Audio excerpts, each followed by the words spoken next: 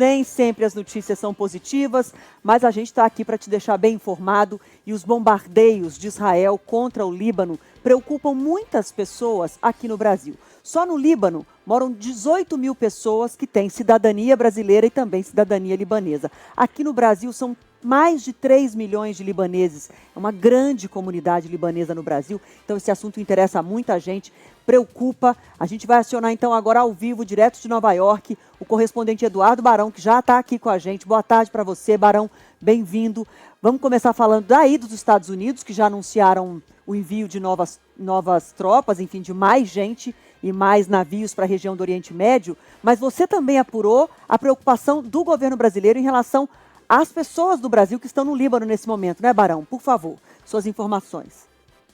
Bom, Adriana, boa tarde para você, para a Ju, para o Arthur, para todo mundo aí no Brasil. A preocupação é muito grande. A gente está numa semana de Assembleia Geral da ONU com as principais lideranças presentes aqui em Nova York, e entre as lideranças o presidente brasileiro, o presidente Lula. A gente falou agora há pouco, de manhã, em meio aos ataques que prosseguem, mais 270 mortos no Líbano, né, com representantes do governo brasileiro. E há, sim, uma possibilidade, o governo está estudando isso, de retirada dos brasileiros que estão no Líbano, numa situação de medo, de receio, com o aumento dos ataques por parte de Israel, algo semelhante ao que foi feito no Oriente Médio. Claro que são circunstâncias, situações muito diferentes, por isso vai depender de uma série de fatores, em especial dessa decisão, né, confirmada pelo governo brasileiro, se vai acontecer ou não, para retirar aqueles compatriotas que estão por lá e desejam deixar o Líbano nesse momento em que os ataques têm se repetido. Desde a semana passada,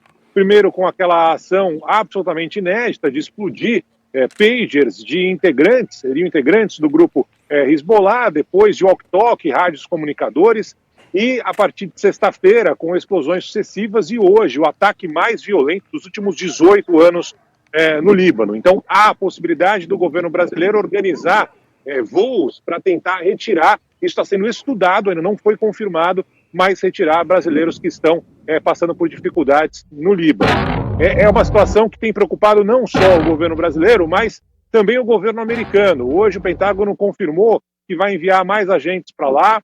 A diplomata, representante dos Estados Unidos aqui na ONU, também manifestou preocupação.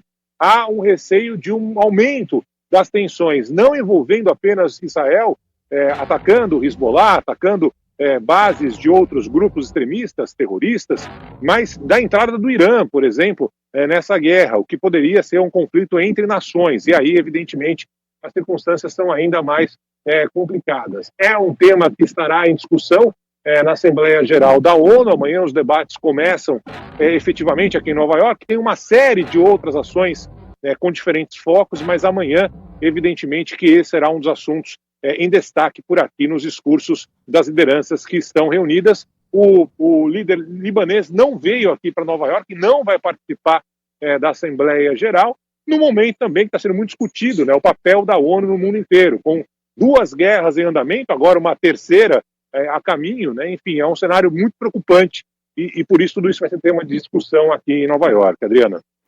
O Barão, só para a gente concluir essa parte do Líbano, porque a gente tem que falar da Assembleia Geral ainda, só trazendo aqui então, olha, o Barão trouxe a apuração para a gente de que o governo começa a estudar a possibilidade de retirada de alguns brasileiros do Líbano, mas nesse momento a informação, a orientação que os brasileiros que estão lá recebem da embaixada é a seguinte: não viajar para o Líbano nesse momento. Se alguém tem viagem marcada para o Líbano, não viajar nesse momento.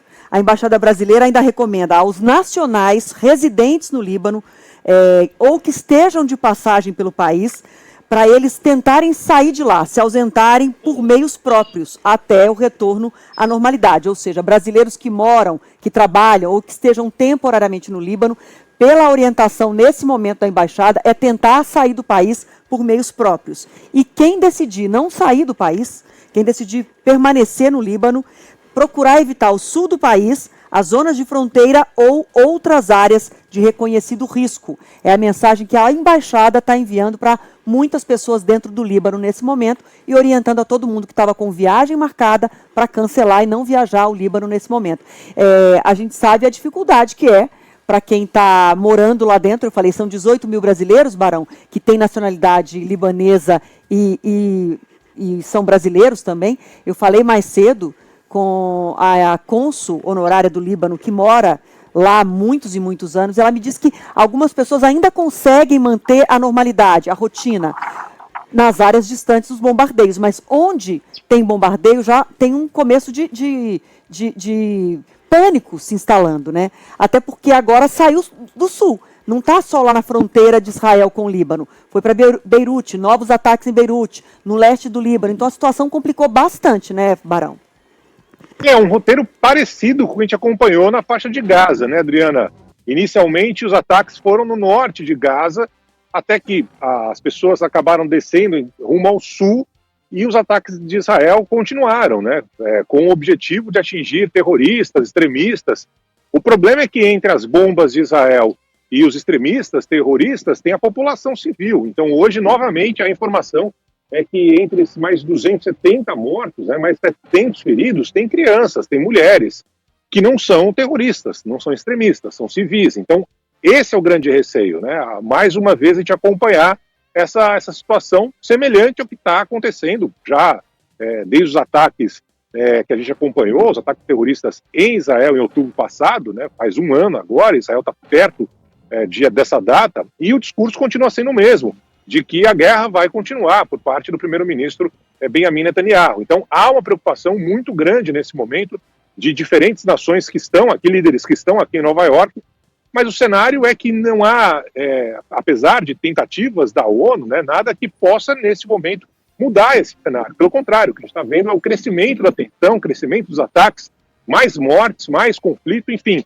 É um cenário que leva realmente a uma situação muito mais complicada no momento em que, teoricamente, os líderes mundiais poderiam tentar, de alguma forma, algum acordo de paz. Barão, agora falando da própria Assembleia e também do dia, né, da agenda do presidente Lula, ele já abriu a agenda do dia com reuniões bilaterais e amanhã está previsto o discurso que tradicionalmente o Brasil abre, né, o discurso da Assembleia, o primeiro discurso tradicionalmente. Qual que é a agenda do presidente por aí, Barão?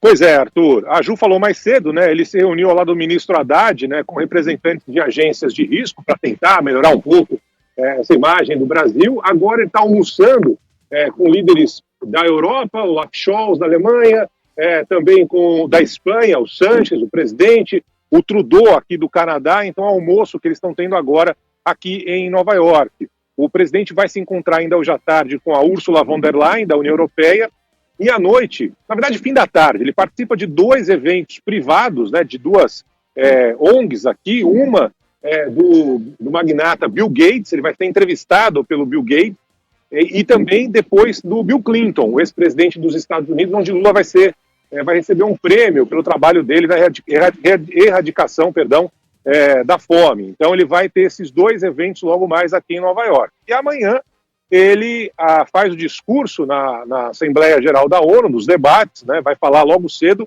e a expectativa é que ele toque em temas que são sensíveis ao Brasil, a questão do meio ambiente, a questão de participação, querendo ainda uma presença, uma cadeira no Conselho de Segurança da ONU, a questão da economia dos países pobres, enfim, sempre são assuntos que vão estar na pauta do presidente brasileiro. E ele vai continuar ao longo do dia de amanhã com outros encontros bilaterais. Então, o discurso é o que mais aparece por aí, mas ao longo do dia novas reuniões serão feitas aqui em Nova York, que é algo muito comum durante a semana. São 2 semanas, basicamente, em que esses encontros continuam sendo realizados por aqui, não só envolvendo o presidente, primeiro-ministro, mas também diplomatas, assessores, enfim. Esse é o cenário que a gente aguarda para amanhã, durante o discurso do presidente brasileiro, que será sucedido logo depois, fala o presidente americano Joe Biden por aqui. Obrigada demais pelas suas informações. Até mais tarde no Jornal da Band. Até mais, pessoal. Bom trabalho e ótima semana para vocês. Para nós. Obrigada, viu?